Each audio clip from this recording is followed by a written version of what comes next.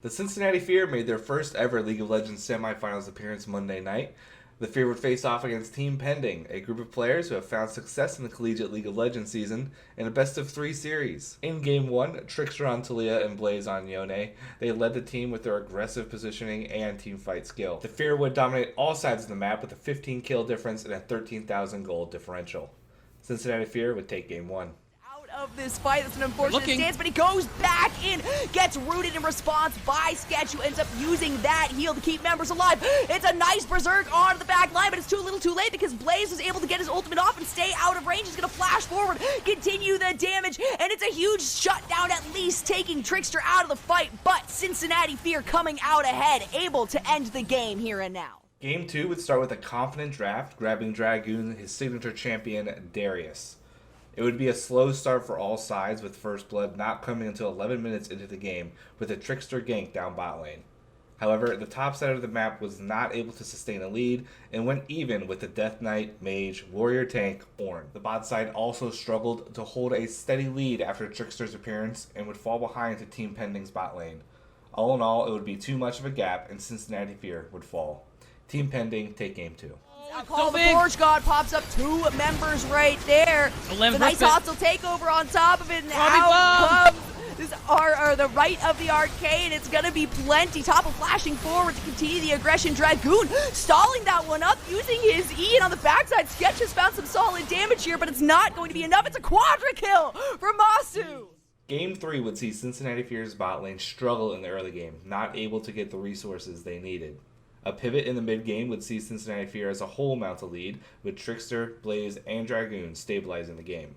The team would gather around Baron for a pivotal team fight, which would accelerate Sketch into the carry he was meant to be. Front of this fight, but a huge ultimate to come out of Sketch is a big amount of damage. Blaze on top of it finds the triple kill. They get the slowdown on Robbie Bob, who has to use the package away. Topo gonna go down to Sketch, and that's an excited Jinx, meaning you are not gonna stay alive for very long. It's the super mega death rocket. It's the double kill, and it is the cleanest ace you have ever seen. Cincinnati Fear would go on to win Game 3 and move on to Grand Finals of the Proving Ground circuit against 100 Thieves. Impressive, but you mentioned every single team you go in with the plan for. And tomorrow you facing 100 Thieves. How you feeling about that? You ready? Yeah, 100 Thieves this time around. Definitely, losing Insanity is a big part of them. He's worked in LCS before. So I think this time around it should be a lot easier. I don't think they're probably the best opponents in here, but I could see us taking it for sure. The Grand Finals were set with the Cincinnati Fear versus the 100 Thieves. Both teams had players that were familiar with the final stage. 100 Thieves won a Proving Ground circuit qualifier last year, and 3 members of the Cincinnati Fear also had been part of a championship team. Game 1 would swing leads throughout the early game and into the mid-game. A pivotal moment for the Cincinnati Fear was over the Rift Herald, where Dragoon, Blaze, and Plux would come out victorious against 100 Thieves. However, the next Dragon fight would have both teams thinking they're setting a trap. It would be 100 Thieves that would prove that they had the better plan. 100 Thieves would take Game 1. They've got their reset champions Dark Wings ready to go. Charm They land. see Dark Wings. Here we go. Cyclone! That's going to be the Monsoon, though. They turn Dark Wings around the side. However, Plux has already fallen in the fight here. Do they have enough damage to get the reset? Off the back of it, Stasis left and right. Sword is running out of there, but they've taken down Sketch. And with Trickster, Dragoon falling, it is all 100 next and a triple kill for Lens. Game 2 was truly, truly tragic. None of the ganks, skirmishes, or outplays went the Fear's way.